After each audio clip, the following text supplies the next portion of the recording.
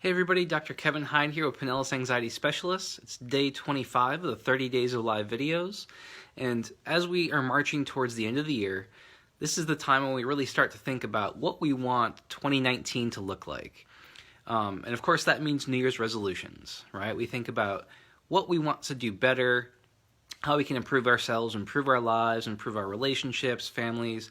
All of those things often go through our heads, and we have these great plans and end up struggling to really follow through.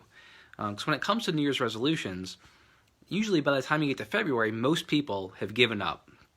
Of course, weight loss is a big one, exercising. And if anybody has gone through that, has gone to the gym in January, you see that it's jam-packed, it's hard to get on the machines. But then by February, it's cleared out, and the same people that you were seeing in October, November, December are the ones that you're seeing there in February onward. So I just want to talk a little bit about how you can make those New Year's resolutions and have them stick, right? Have you be able to follow through.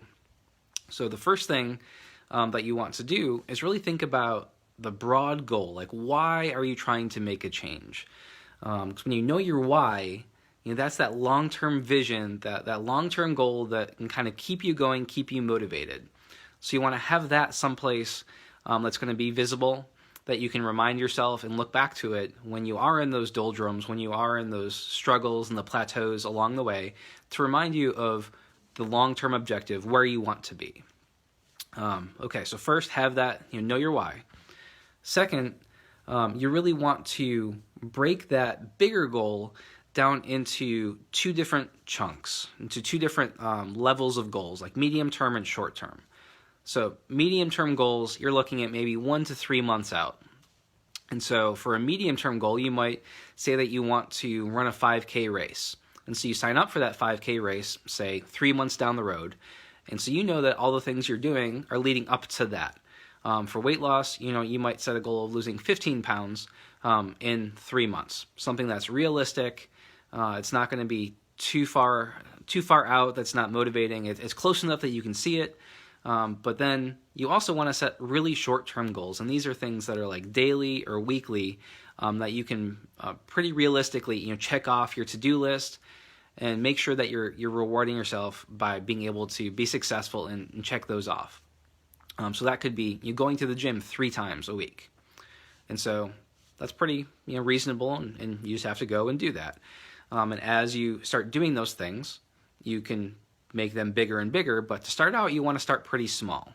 Because if you're going from couch potato, you're not going to start running marathons in a short span, right? The first thing you want to do is start building the habit of just going to the gym.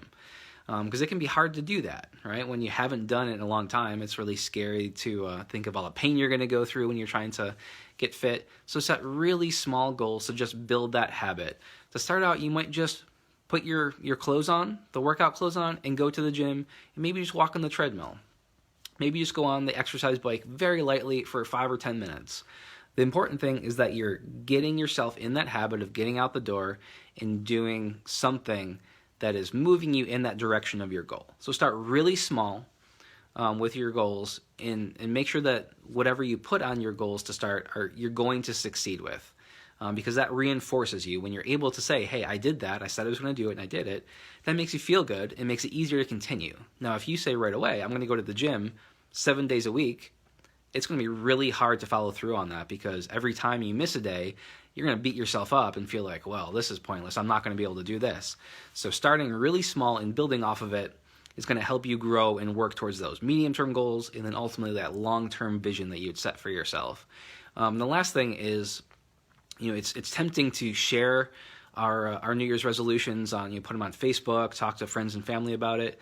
But by doing that, when people say things to us like, oh, that's great, good for you, it gives us those positive chemicals in the brain are released, just like if we actually accomplish them.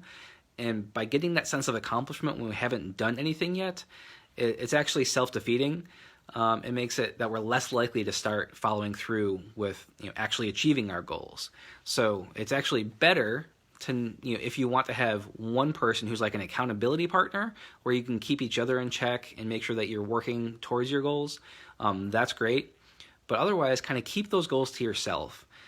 because it can be really positive and motivating, especially I keep using, of course, health and weight loss and things like that, because that seems to be the most common resolution. But it can be really motivating when after a month or 6 weeks, people who didn't know you were doing anything different, they look at you and they say, hey, have you lost some weight? You look different. I notice you're taking the stairs. You look healthier. Any of those things, let people say, can just make you feel good when they didn't know that you're actually doing something. So wait until you've actually made some progress before you're sharing with others, because once you build that habit, it's much easier to keep it going. But before you've built the habit, getting that satisfaction of people saying, hey, good job, before you've done anything, makes it less likely that you're going to continue with it. All right, guys, hope that's helpful as you start brainstorming for 2019 and your resolutions. Hope you enjoy the rest of the month as you're planning that. If you have any questions about how to set those goals, if things are realistic, I'd be more than happy to chat with you. And, of course, reach out. If you want to meet, think that therapy might help you in any way with anything you're going through, let's talk about it. Let's figure out what's right for you. If it's not me, I'm happy to point you in the right direction of someone or something that would be better for you. All right, guys, hope you have a great day. I will talk to you tomorrow.